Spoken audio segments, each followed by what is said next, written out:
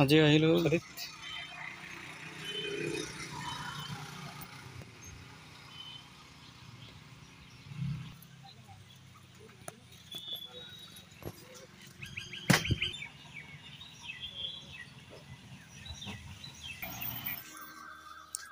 বন্ধুসকল, আজি আপোনালোক দেখুৱাই আছোঁ যে তেজপাত গছৰ পুলি কেনেকৈ প্ৰস্তুত কৰিব লাগে। এই বস্তুটো আপোনালোক শিকাই দি আছোঁ।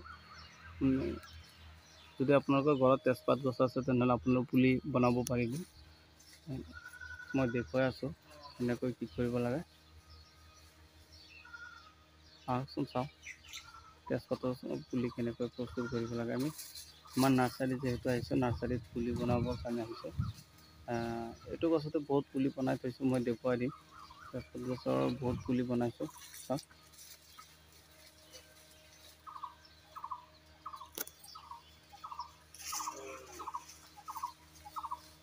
কোনো বস্তু আছে তো চাওক। আপুনি যদি প্ৰথমে তেজপাত গছৰ পুলি বনাব খোজে তেনেহ'লে আপুনি প্ৰথমে ডাল এটা ভালকৈ চিলেক্ট কৰিব লাগিব। এনেকুৱা কুমলীয়া ডাল, একদম কুমলীয়া নহ'ব, মোটামুটি ডালটো হ'ব লাগিব, ইমান পুৰণি নহয়। এনেকুৱা ডাল এটা ল'ব লাগিব আৰু এই ডালটো লৈ আপোনাক প্ৰথমে এনেকৈ হেৰি কৰিব লাগিব, বাকলি উঠাই দিব লাগিব। চাওক, আমি উঠাই দিছোঁ। এই বাকলি উঠাই দি তাৰপাছত ইয়াত মানে কি কৰিব লাগিব, মাটি আৰু ৰুটেক্স দুয়োটা মিহলাই একেলগতে ইয়াত মানে হেৰি কৰি দিব লাগিব, বান্ধি দিব লাগিব। এতিয়া আপুনি দুয়োটা বান্ধি দিব। বান্ধি দি প্ৰায় 1 মাহমান বান্ধি ৰাখিব লাগিব। যদি 1 মাহমান পাছত এইটো শিপা আহি যাব, চাব পাৰিব। আমি ইয়াত বনাই থৈছোঁ, এতিয়া দেখুৱাই আছোঁ কেনেকৈ হেৰি কৰিছোঁ দিছোঁ। আপুনি চাওক, এইটো চাওক। লগত আমি দেখুৱাইছোঁ ডালচেনি গছ। ডালচেনি গছৰ আপুনি কলপ প্ৰস্তুত কৰিব পাৰিব। এইটো চাওক, এইটো আপুনি ডালচেনি গছ, এইটো চাওক। এই গছত আপোনাৰ কলপ প্ৰস্তুত কৰিব পাৰিব। যিহেতু এটা সময়, এই সময়ত আপুনি কলপ বনাব পাৰিব। চাওক, গছটো বহুত ডাঙৰ আছে। আমি এনেকৈ তেজপাত আৰু ডালচেনি বহুত পুলি বনোৱাম।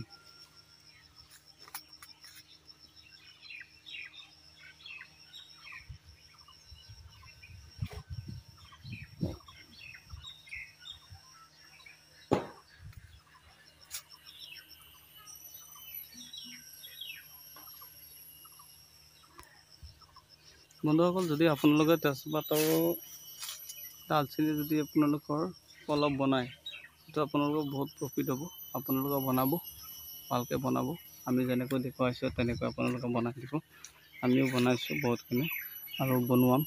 এইটো ছিজনত আমি বহুতখিনি কলপ বনোৱাম। তো কলপতো আপোনাৰ লাভ বেছিয়ে হয়, পূৰা লাভ আহে। আমাৰ তেজপাত গছটো আপোনাক ঘূৰাই দেখুৱালোঁ। চাওক, তেজপাত গছটো বহুতে তেজপাত গছ চিনিয়ে নাপায়। আমি গছটো দেখুৱাই দি আছোঁ, এনেকুৱা পাত এনেকুৱা থাকিব লাগে। চাওক, এই পাত এনেকৈতো তেজপাত গছৰ পাত। তেজপাত গছ আপোনাৰ চাওক কেনেকুৱা লাগে।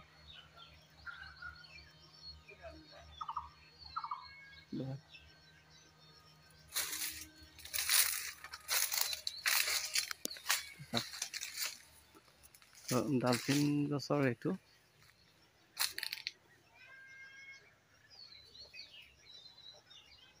ডালচেনি বুলি কোৱা হয়।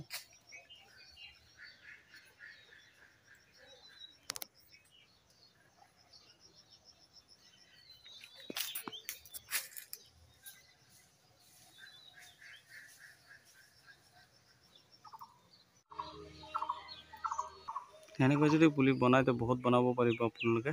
মই যেনেকৈ দেখুৱাইছোঁ এনেকৈ আপোনালোকে বহুত পুলি বনাব পাৰিব।